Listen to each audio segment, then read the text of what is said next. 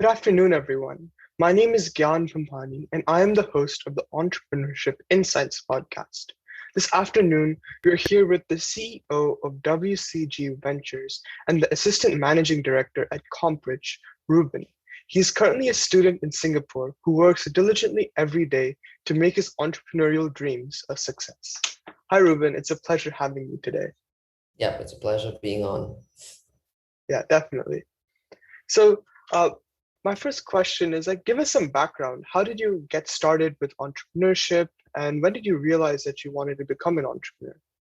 Well, to be very honest, it started when I got into university admissions. I was looking at, Ivy League universities, looking at Crimson Education, other education management consulting services, and they kept emphasizing the importance of pursuing extracurriculars, building a leadership profile. And so the first things that they suggested were, of course, being a club president, holding some kind of leadership position in student government. So I tried that for a while, but then later on I realized that leadership can be explored in other ways, particularly in leading your own organizations. So that's pretty much how it started for me. Um, I think the thing that I enjoy most about entrepreneurship is being able to take charge of a vision and realize it. But at the same time, not having to go the conventional route. That's the thing that I probably like most about it. Yeah. Oh, that's interesting. Being a student myself, many educational institutions say that, oh, okay, you have to start with if you want to be recognized as the star student, right? You need you need to hold leadership positions because that's really what matters, right? And and to you, this and like you said, being able to change the world through what you do is really important. Yeah, so you are the CEO of WCG Ventures, an incubator based in Singapore. So what services does it provide its customers, and what problem does it solve in Yeah. society? So WCG is basically a startup incubator that's targeted towards Gen Z high school entrepreneurs, specifically those focusing in tech ventures. And the services that we provide mostly include, we have a team of experts and other high school entrepreneurs recruited from my school, but also overseas, that have significant experience consulting, and they understand the different stages when it comes to entrepreneurship, the phases, the life cycle, and how a startup matures. And their goal really is to develop a full planning process for all our clients, to ensure that they get from an idea, the most inexperienced level, all the way to realizing their vision. And other things that we do include fundraising, creating pitch documents, trying to find angel investors, but also using platforms that don't require any equity stake, for example, Kickstarter. Yeah. Oh, that's really insightful. So this WCG Ventures is geared towards making the startups realize what their true mission is and what their true vision is. So Yeah. once you have that vision, you can focus on making that a reality, right? Yeah. So you mentioned that you use your network and customers. You use your network and uh, services like Kickstarter to also help with pitch documents and everything. So can you go into more detail regarding that? Yeah, so our process is really one of understanding what the startup is.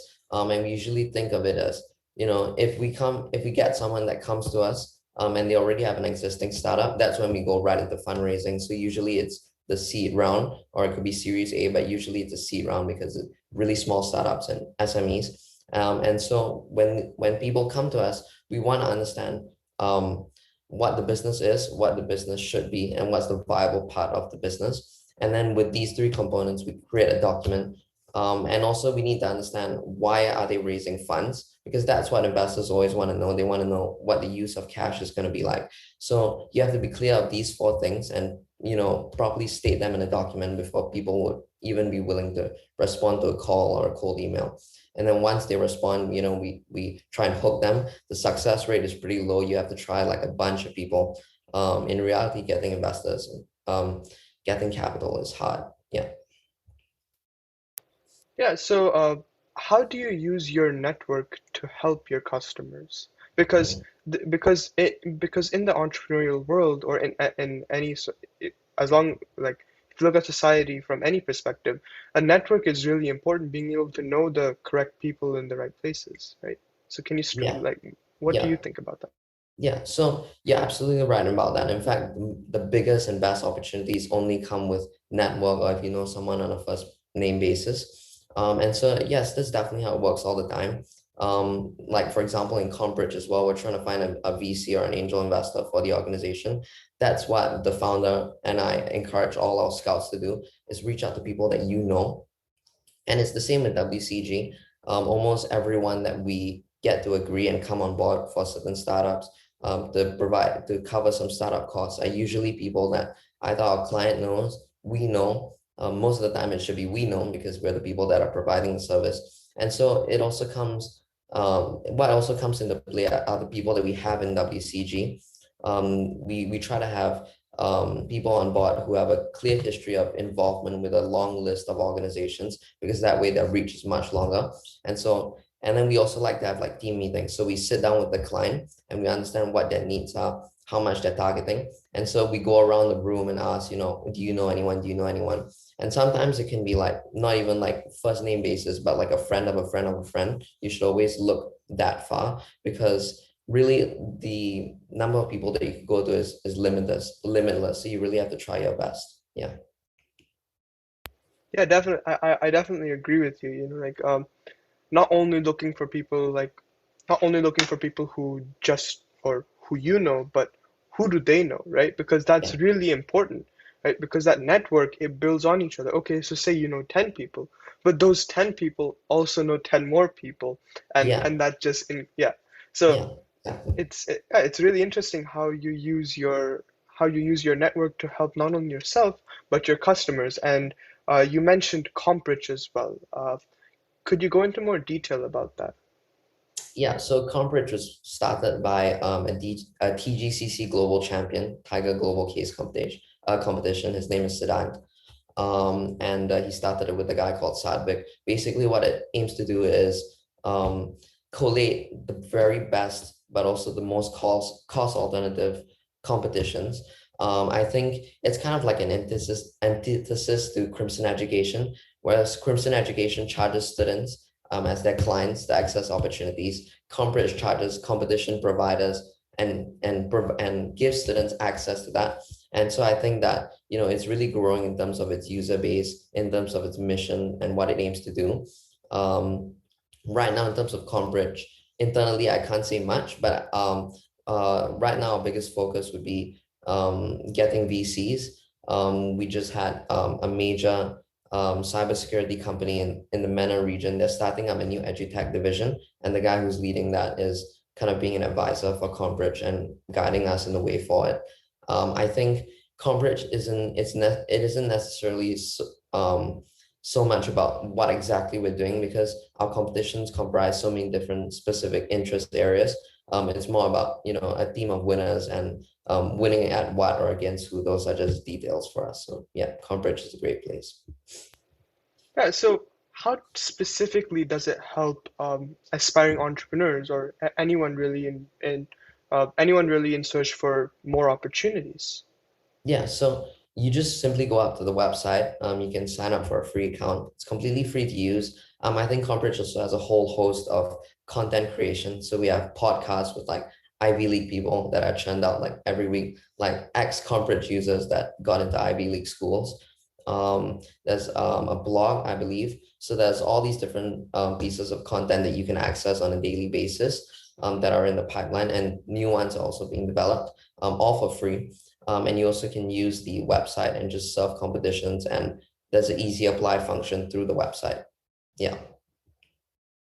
Yeah, so my takeaway is that through these services like the blogs and the podcasts and the competition, it seems like this ground where you just inspire entrepreneurs because in the entrepreneurial world, inspiration is the most important, having that confidence within you to be like, hey, Yeah. I can do this, I can take these types of risks. That's really important. And I really love what Compage is doing. And so you mentioned about some mentor that Compage had. Could you go into more detail about that and explain how mentors really help in the entrepreneurial journey. Yeah, so I think in any entrepreneurial endeavor, it's really important to have someone that has actual experience. You mentioned taking risks. I think to some extent that might be like a misconception with many people. I think especially for young millennials, entrepreneurship is like a really feel-good thing, like the idea of quitting your job, being your own boss. But listening to influential figures speak, like for example, Steve Schwartzman, he actually emphasized that entrepreneurs don't take risks because where they are, they're already like the most vulnerable to risk, in a sense that they're leaving a steady stream of income to start their own project, start their own organization. And so sometimes they always make calculated decisions. Sometimes they don't make them well, and they fail, but that just means that they're not necessarily a great entrepreneur. Usually the best would you have to go through a rigorous thinking process. But yes, the first step alone of going out and even trying to do your own thing, that's already a huge risk in itself. And I hope that more young people will be willing to pursue that. But on top of that, when you understand the kind of risk that you're undertaking, you always need to safeguard against that and receive the proper advice. I think the best culture that you could possibly foster at any organization, any company, is just ask. You shouldn't be spending 6 weeks finding out something that you can just ask someone that's more experienced in the field and find out in 2 weeks. You're not going to get extra credit for that. And so just have that intellectual humility to go to someone, even if they're not like on an official position, like a board of trustee, really just an advisor that you could speak to on a daily basis, because you are going to run into some problems and you need someone to go to when those problems start arising. And it's only logical that you have someone in the field. Like for example, with DGCC, when we got like the case study, even though I didn't make it, the first thing that we did was we looked at the industry, where the case was centered around the semiconductor industry, and also just general consulting. And we spammed a bunch of people from McKinsey and other companies to try and get them to mentor us, and also industry professionals. I think specifically in the field of finance, people like to talk about investment banking, other high finance jobs. The truth is, being a generalist in finance isn't enough anymore. You really need to have industry experience. I know a lot of people also want to move from investment banking to private equity to venture capital to start their own unicorn. To do these things, you can't just have like a generic finance experience. And that's something that I'm working on, because so far most of my endeavors have been more generalist. I mean, you look at Compridge, you look at WCG, it's more like a business finance focused thing. What I'm trying to build right now is also have a deep understanding of a particular industry. So like, the engineers, people like that, those are the people that are going to be really helping to create value for your organization. And so always having someone with a deep bench of industry knowledge on your team will always help. Yeah. Wow, you mentioned a lot there, about just being humble, and part of entrepreneurship is just like getting yourself off that I guess Yeah. that stool, that, oh, I'm the best person, oh, because just because I left this job I'm the best person. But no, there are always some people who are more in, or who have more knowledge or who have more wisdom than you, because they just have, like you said, industry experience, right? And that's really important for entrepreneurship. Like you said, that you need to have a deep understanding of a specific industry. Like just being, oh, okay, I'm just going to sit here and say, oh, I want to be an entrepreneur. But okay, what are you going to do, right? That's the question. And for that, like you said, you need a specific, you need a specific goal in mind, right? You need, okay, what area of this society am I going to focus on? Engineering or deeper tech or biotech or like this is the opportunities are limitless that way. So thank you Yeah. for that insight. Yeah, and So actually, following up on what you said, figuring out what you're gonna do before you start doing it. People always think in entrepreneurship, like I've spoken to even people that went to Y Combinator, like they keep talking about pivoting their startup. Pivoting's okay, but you can't go in not having an idea. And there's something else that Steve Schwartzman emphasized. He's the founder of Blackstone, one of the biggest private equity groups. The thing that he always emphasizes is, again, linking back to the idea of entrepreneurs not actually taking risk.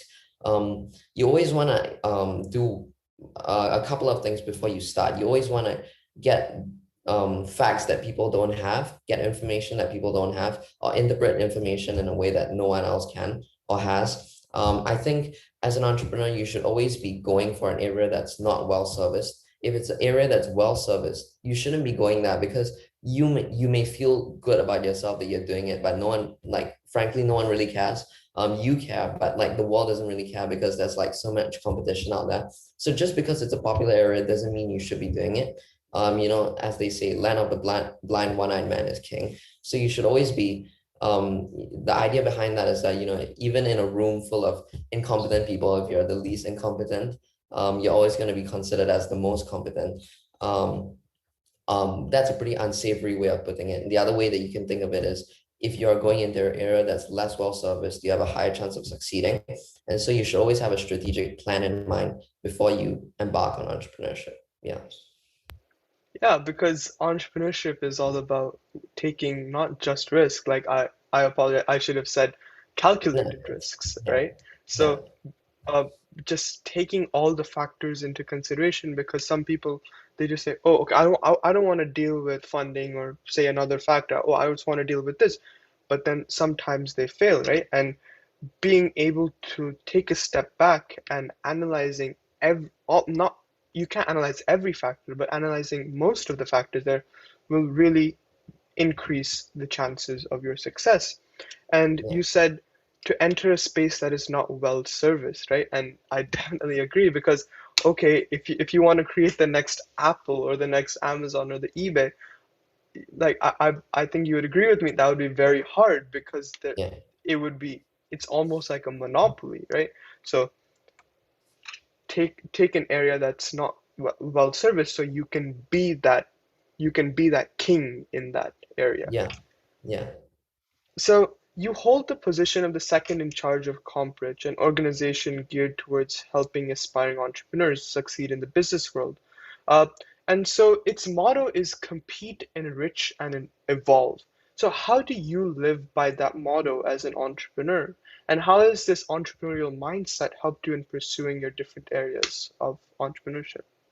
Yeah, I think those three words in succession, they really succinctly summarize what the process is like. So when you start off, you're all ambitious, you're all competitive.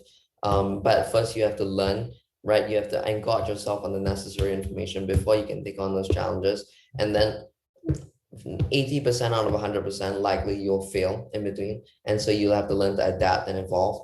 And I think that applies to almost everything that I've done. I think especially the evolve part, um, in high finance in your career, if you're looking at private equity or investment banking, or students that are just interested in finance jobs, be it working at a hedge fund or wherever, being open-minded and being able to react in situations is always key. And so I think the evolve part is really, really important, because I've seen many people that have an idea, um, and it doesn't work out, and they either pivot back to a conventional idea, or they just give up completely. And that's one of the point that I wanted to bring up. Too often I see many high schoolers starting organizations that, okay, like take yourself for example, right? Like very few students are doing what you're doing. Or take Compridge for example. It's a really unique idea, but I see a lot of high schoolers out there starting organizations that in spaces that are overly saturated. They may brand it in a different way. They may phrase what its mission is in a different way. But if you go out and start digging, you'll find like there are already 5 similar organizations that were done prior. And so being an entrepreneur isn't just starting an organization. You really have to innovate. That's really the point of enterprise. And I think that's what I would encourage most high school students to do, is put effort into the idea. Of course, product development, and developing your organization, the infrastructure, all that. Without that, your organization wouldn't exist. But before you start, you really have to get clear what the idea is and what makes it unique. And so I think whenever you fail, you always have to keep that idea in mind when you evolve, because I've been in similar experiences where I started off with a unique idea. It didn't pan out. It didn't get the level of success I expected. And then I started reverting back to, more conventional routes. And I lost sight of why I even started off on this venture in the first place. So I think compete and evolve, those parts are especially important, because to be competitive, you have to bring an edge, you have to have a strategic advantage others don't. And with the evolve part, even as you evolve, don't lose sight of why you started this whole thing. Yeah. Wow. So you said that like it's really I don't even know what to say. Usually I have something good to say or something to say, but that was just amazing, how you said that okay, evolving is necessary, right? And it reminds me of a quote. I forgot who said it, but he said that if you don't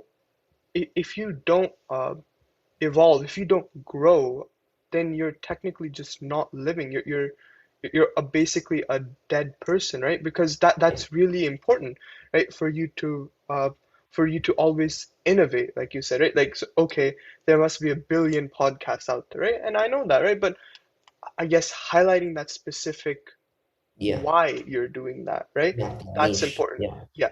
And uh, focusing on and not just because of a few what do you call it? Um, just because of a few wrongdoings or a few misconceptions, don't like completely just forget that idea. That should be a motivation to just continue going and Yeah. to make that dream into a reality. And like you said, uh, okay, you lost sight of your idea and you were doing more conventional things, right? And then you're like, oh, wait, why am I even doing this, right? Yeah. And I feel like if it's important for an entrepreneur to periodically check within, like Yes, like what I'm exactly. like within, like just ask yourself, hey, am I doing what I really want to, right? Yeah. And is whatever I'm doing right now, is that contributing to the goal I want to achieve later in Yeah. the future, right? Yeah. So thank you. That was really insightful. Uh, so competing in tournaments takes courage, and you said that you failed in the most recent TCGG one. So how have you handled failure, and how has it helped you grow? Like relating back Yeah. to what we were saying. Yeah, I think my attitude towards failure, when I was younger, I didn't really participate in much extracurriculars. When I was like at a much younger age, I excelled academically, and I didn't really do anything else besides that. So because of that environment, I wasn't really used to failure until I started doing all this stuff. It was a bit of a shock. But now my attitude towards failure, not just in tournaments, but in any endeavor in life, is just believing that it's a blessing in disguise. Because when you believe that at some point you'll be right, it's like it's the same with being a pessimist. Like things will go wrong, so eventually you'll be right. But it's the same with believing that if one opportunity closes and you weren't committed to that, a better opportunity will come along. It always works out.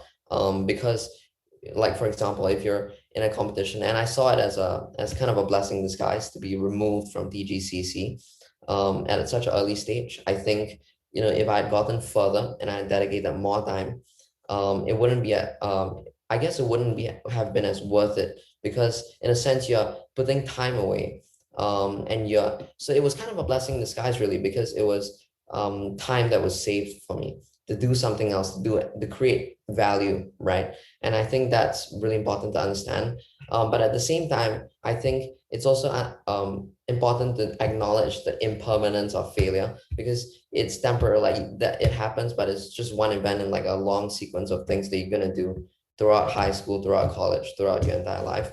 And so, when you fail once, it's like people often say pick yourself up and get going.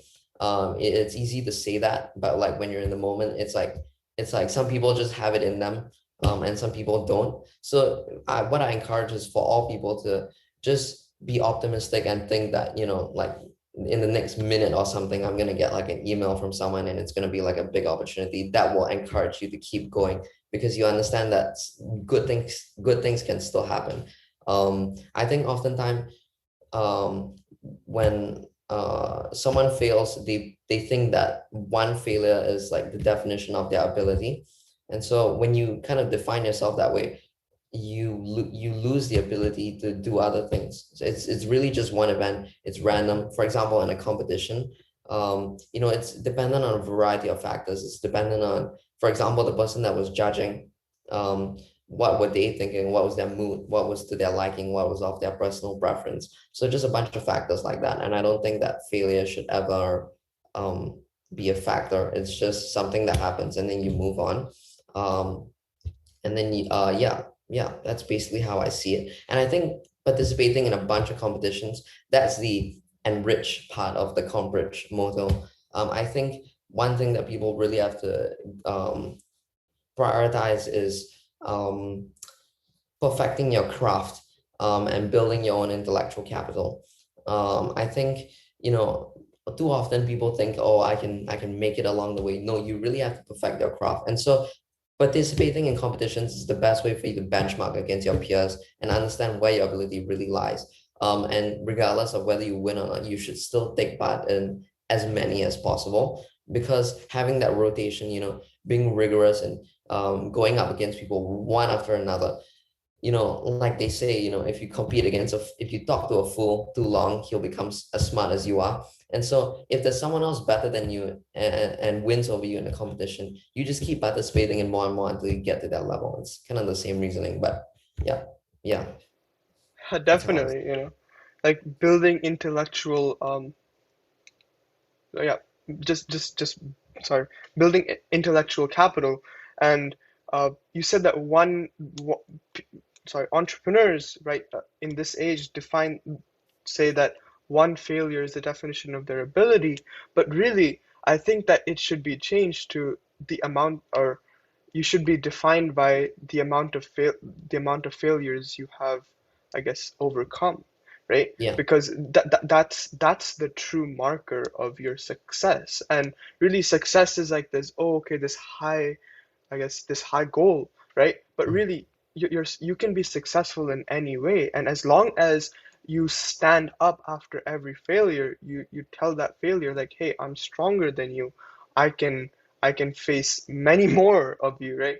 yeah, That's really important. And like we're just saying this right now, but when it actually comes, like, oh, say you didn't get accepted into a college, or say you didn't get accepted into an internship or a job opportunity, or maybe yeah, even funding for your future capital, that's really, it's really hard to actually do it in the moment, right? And yeah. I feel like that's a really big part of the entrepreneurial mindset, to be prepared for that, and just to be ready for whatever comes your way, right? Like, most of this sounds really cliche, but it is actually, at its essence, entrepreneurship is just that.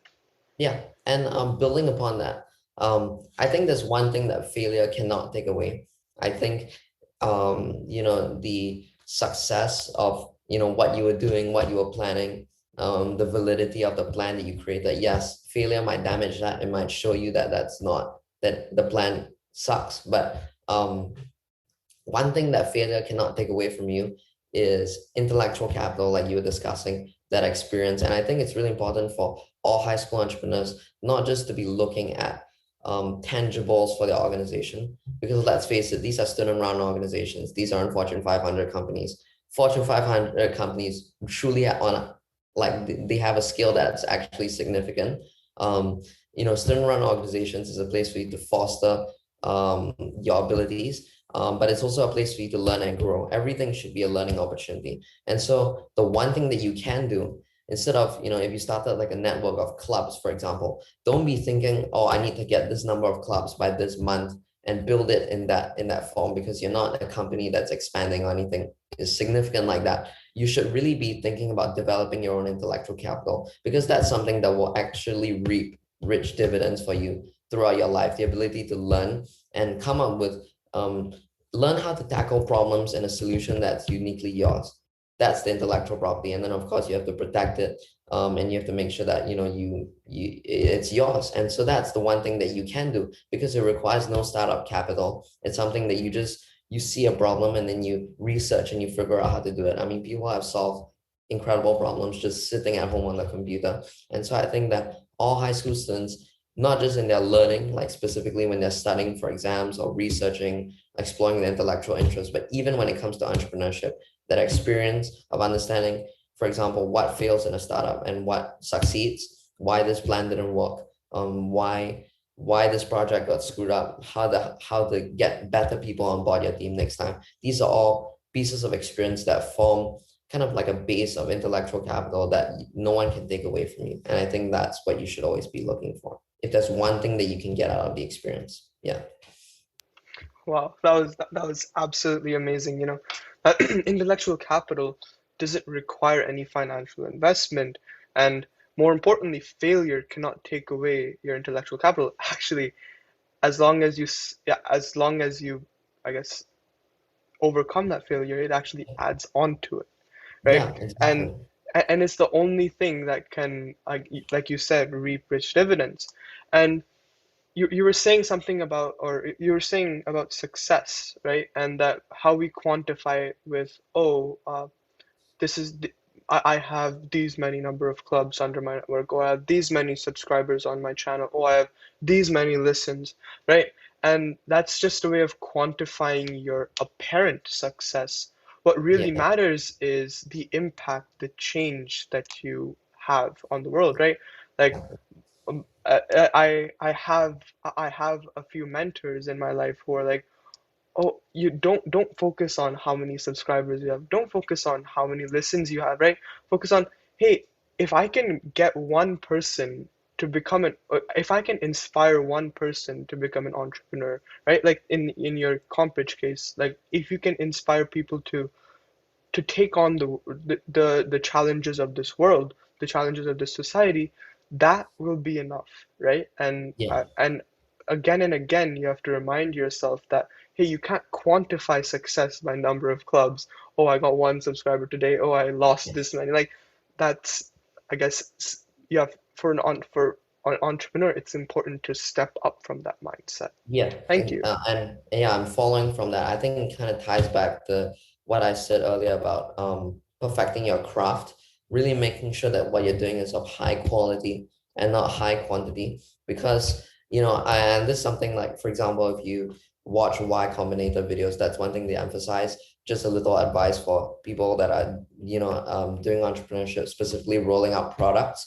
It's always better to have a product target a niche group of small group of people who love it as opposed to a large group of people that just like it or are okay with it. So I think following up from what you said, like of course, in business in finance, it's always good. I mean, you bring in numbers, right? That's your job. But to do that, you need to make sure that everything that you're doing is of the highest quality. You can't muddle your way through it and somehow, get the numbers by not focusing on your craft. And so, enriching yourself, getting the necessary information, learning as much as possible, learning voraciously, reading widely, and just getting that experience, like taking part. Everyone benefits from a competition. I know people who lose competitions don't like to hear that, but everyone really does benefit from a competition because you get experience and everything. As long as you aren't sitting on your couch doing nothing, that's intellectual capital under your belt. If you're going out doing something, failure is intellectual capital, success is intellectual capital. All of that feeds into stuff that you can use. And so use that and perfect your craft, and things will work out as long as you're pursuing high quality and not, just going through the motions. Yeah, definitely. I definitely agree with you. Like as long as you're not sitting on your bed on your social media, or you're not li lying down on the couch watching TV, you're doing something every day. As long as it's baby steps, right? Like it doesn't need to be, oh, I won this competition today. Oh, I got this much money today. Oh, I won this today, Yeah, right? It has to be, okay, what am I doing that is helping me achieve my goal, right? And yeah, really, it's important that you have your goal in mind. So you can, as long as you're paving your way to your goal, as long as you're taking these small steps, what are you doing today that's adding on to what you did tomorrow, which is leading to what you're doing, which is leading to what you want tomorrow, right? yeah, So, absolutely. yeah. Thank you. So what is your advice, coming back to WCG Ventures, what's your advice for people thinking about entering the venture capital field, not only founding incubators, but founding accelerators? Yeah, yeah, exactly. So I was hoping that you asked that about VC and by extension, private equity, any other buy side I know a lot of people want to get into investment banking, but a lot of junior bankers are actually leaving to go into buy-side roles, be it a hedge fund, venture capital, or private equity. I think venture capital definitely has a more um, entrepreneurial side to it, in the sense that you're not starting from a mature company, you're starting at Series C or Series D, or something early in the life cycle of a startup. But I think, we already talked about entrepreneurship at length. I think the main thing that I want to emphasize for anyone going into VC or private equity is, really understand the importance of value creation. Um, Too often, people, like I said again, like people go through the motions. They don't look to differentiate themselves and get access to information that no one else has, or pursue strategies in a way that no one else has thought of doing before. I think a lot of the biggest firms in venture capital, or take for example Vista Equity, founded by Robert F. Smith. It focuses on enterprise software. It kind of started off as a VC slash private equity firm, and their main focus was really how do we create value and how do we leverage intellectual capital. Once again, it just keeps coming back to that. And especially in finance, people say that financiers don't create anything. To some extent, maybe, I mean, they're not creating an airplane, they're not creating a machine, they're not creating a semiconductor chip, but what they are doing and what they are creating is intellectual capital, right? They're taking things from other businesses, best practices, strategic goals, objectives, and they're applying those pieces of knowledge across multiple startups, or multiple companies. That's what private equity firms do. They look to enhance the operations of a company, using the knowledge that they have from previous companies or existing companies in the portfolio, and make sure that these things synergize in that way. So I think that, when you get into high finance, sometimes it's not just all about, it's really, even being in high finance is like being an entrepreneur. Really, it's looking for those little spots where you can create value. It's not just being in finance or being on Wall Street. I think another thing that I would ask people to kind of understand when it comes to VC or PE or any other buy side role is really appreciate the value of being an investor and doing due diligence. I think when I first got into finance, I got into it through investing, public investing. The most enriching part for me was always doing due diligence, doing analysis, and kind of gaining intellectual capital that way. So yeah, and I think I would encourage a lot of people to go into VC, or any buy side role, because it's extremely diverse in the responsibilities that you get to undertake. You have to generate new investment ideas. Again, like an entrepreneur, you have to fundraise just like an entrepreneur. You have to do due diligence. You have to mitigate risk just like an entrepreneur. You have to monitor existing companies. So I think personally, I would pick VC over going into investment banking or any other role, because it's just much more diverse. As a buy side role, it's much more of a big boy's job. Yeah, I think, being an investor is really exciting. And especially in VC, you'll be working really closely with an entrepreneur. So you'll probably be thinking just like an entrepreneur. Yeah. Yeah, sorry. Yeah, definitely. That's really insightful, like always striving for value creation, right? Yeah. And not being able to and some entrepreneurs and some, like you said, financiers are ridiculed because they're not creating anything tangible. They're not creating the next iPhone. They're not creating the next Yeah. earphones. Like they're not creating the next Yeah, computers, many right? of them are just doing Yeah, deals, doing M&A. yeah, People think that, financial institutions are more, they're financial buyers, like look at leverage buyouts, for example. They're looking for things that can be financed. It's not necessarily true. Clients always want to go to the people that actually have ideas of their own and real things about the business model and how they can improve operations, improve the business, and provide security for workers and employees. That's what clients look for. It's not, how well can you how many leverage buyouts have you done, how good are you at financing this deal. Of course, when you're an industry professional in private equity or venture capital, you have to know how to do these things, because that's your entire job. But clients always go to the best firms, and the best firms are always those that look for value creation. I mean, anyone can execute an M&A, anyone can do deals and transactions. That's not what it's about. It may be the glamorous aspect of it, but it's most certainly not what it's about. Yeah. Yeah, definitely. Like I feel like many aspiring entrepreneurs strive for, oh, okay, if I take this job or if I take this role, I'll be able to do like these many deals a day. I'll be able to make this much in revenue, right? But Yeah. coming back to the value creation and the quality versus quantity, it really matters. Okay, it doesn't matter how many deals you've done or how many people you've helped. If even if you've helped one startup go from square one to like Series A or Series B or even further than that, that's really important. It means that you've made a change in not only in those business owners' lives, but the people who the the customers of Yeah. that business, right? Yeah. And again, I can't stress this enough. Value creation is really important. How are you able to help help other people, help society without really quantifying it? And Yeah. even though entrepreneurs strive for this, it is really hard to achieve. And Yeah. which leads into my last question, which is what advice would you have for entrepreneurs or even students uh, on how to leverage their opportunities and their networks and just take advantage of their passions? Yeah. So I think when it comes to so the first one that you made about harnessing your passion, once again, value creation when you approach anything, if you're looking to apply your passion and generate real results, you have to think of doing that someone else hasn't done. But I think the main thing that I haven't touched on today would be leveraging your network, leveraging, the people that you know, the friends that are close to you, the mentors that you know.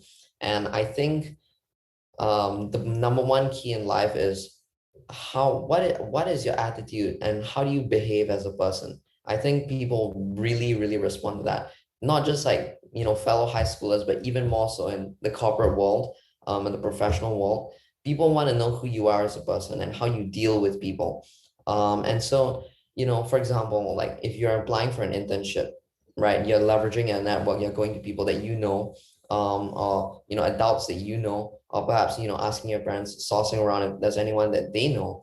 Apart from doing that, people want to see how exactly you approach it, and like what you understand from it. So for example, if you're approaching someone for an internship, how would you, like for example, if you're cold emailing them, how would you phrase the proposition? Would you be like, how would you sell yourself? How do you want people to see you? Because depending on how people want to see you, that's how they will see you. The way that you behave around people tells them a lot about you.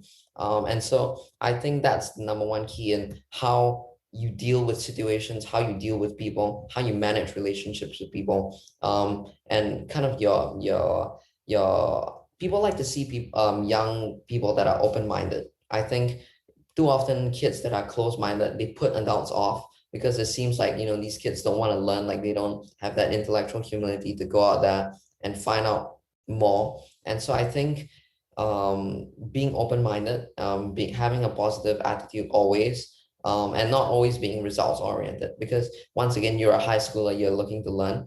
And so, for example, if you're applying to an internship, I would often end the email off with, even if there are no internship opportunities available, I'll be happy to make your acquaintance, and I'm hoping we can schedule a chat soon. So it's really, that's networking. You shouldn't be networking for getting that internship in the short run, because if you're going to piss that guy off, then it's really not worth it. That connection will be much more valuable to you in college or in the workforce when you're looking for job openings. And so I think that's the value. Networking should, like, people are in little chess pieces that you move around to get an objective, that people that are going to influence like the industry that you're going to be working in, if you're already pursuing that industry at a young age in high school. And so not poisoning the well, not damaging your relationships, but instead gaining that respect from people is super important. And you always gain respect by showing intellectual humility, and always being able to defer to people, being open-minded, willing to learn from them. I think as a high schooler, that's the most you can do, because there's nothing else that a high schooler can do unless you're like a genius, you have genius IQ. There's nothing you can do that a older person who has more experience cannot do. So when someone gives you an internship, when someone, does something for you to help you achieve your ends, it's really just charity. It's because they believe in you and they're investing in you, not that you're like super talented, you have like insane amount of value that you're bringing to them. So you should reciprocate that level of understanding. That's the only way that people will be willing to help you, to provide you with resources, to provide you with guidance, because it's really not their obligation to do so. So if you go out and you ask them and you show, hey, I'm willing to listen to whatever you have to tell me and learn and apply myself, that will be the most advantageous. Yeah. Wow, like that was an amazing way to end off this interview. Like with uh just being able to it's like respect, how to earn respect 101, right? It's like Yeah. being able to be humble and just approaching others, right? Not ruining your network, but helping them, helping your network achieve their goals and helping yourself achieve your own goals, right? And it comes with like, and that entrepreneurial mindset is being able to work with another person effectively, and how do you grow together rather than grow apart, right? And if you grow apart, it'll be really hard for you to hold that network close, right? Yeah. And So once again, it's like quality over quantity, right? You're maintaining that structural integrity, so to speak, or the quality of your network. You want reliable people. You don't just want people that you can get something from. And so I think with regards to like my advice for high schoolers, I know the people watching this podcast are extremely ambitious. They want to go to Harvard, they want to go to Yale, and they want to get all these amazing extracurriculars and internships, work experience under their belt. When you're approaching, I mean, I myself, I've cold emailed like over 200 boutique firms, like looking for internships. And I can say from personal experience, like you shouldn't be looking to get something. So it's like, the reason why people want to know how to use your network is because they can source for opportunities. But to properly use your network to get opportunities, counterintuitively, you have to not make it about getting something from someone. That's when the opportunities start flowing in, because you're differentiating yourself as a high schooler in terms of your maturity, in terms of your wisdom, in terms of the way that you see the world. Those are the kids that adults want to give opportunities to, not kids that are looking for an opportunity all the time. And I think, for example, if you face rejection from a company applying for an internship, adults want to see the way that you react to that. If your mind is always on, oh, how can I still get something, right? You'll be pushing for something like, if you ask for a straight up internship and they say no, then you'll keep pushing. Is there any other project that I can work on? And people can tell that you're on that superficial level where you're just looking to get something from them. And so you should, and those types of mindsets and the way that you respond based on them, those are always the ones that are detrimental. So instead, think in terms of being a wholesome person, in terms of, just being a solid person. Like, and people are like, as a human being, your job isn't to get a lot of stuff done and get stuff out of people and get accolades on names under your belt. It's to learn and grow and understand more about the world. And so if you have that solid kind of character, people can see that. That's when the opportunities will come. You won't be doing yourself a favor if you're being pushy, or if you're being, superficial when you're asking people for opportunities. Yeah. That's the yeah, number one red flag. Yeah. yeah, that's absolutely wonderful. Being wholesome and just being out there, and just not like just be your true self. Because like, if you, like you said, superficially, like, oh, I do this, or I do, like, exaggeration and all that, I don't think that will really help. Being able to uh just just being your true self, it may not attract the best, or may not attract the people you want, but it attracts the people you need, right? Yeah. And the people you really need, the people you need, I guess, right? Yeah. So just part of being an entrepreneur is always being ready to grow, to evolve, right? To enrich, Yeah. and and that's absolutely amazing, right? And with that, I'd like to conclude our interview here, Ruben. Uh, Thank you for giving me this opportunity to interview you about WCG Ventures, about Comprich, uh, about your other ventures as well. But and just about entrepreneurship, it was really insightful, and I'm sure it was insightful for the listeners hearing this as well. And just thank you. Thank you for making time out of your schedule. I know you have an event. I held you a little bit Yeah. late, but thank you. Thank you so much. It was an honor to be on this platform. I know other people that have been on it, and I'm glad you chose me as your next Yeah, interviewee. definitely. Yeah, it's an honor having you. Yeah, It's an honor having you tonight. And with yeah. that, Thank you. good night, you all. Yeah. Good night.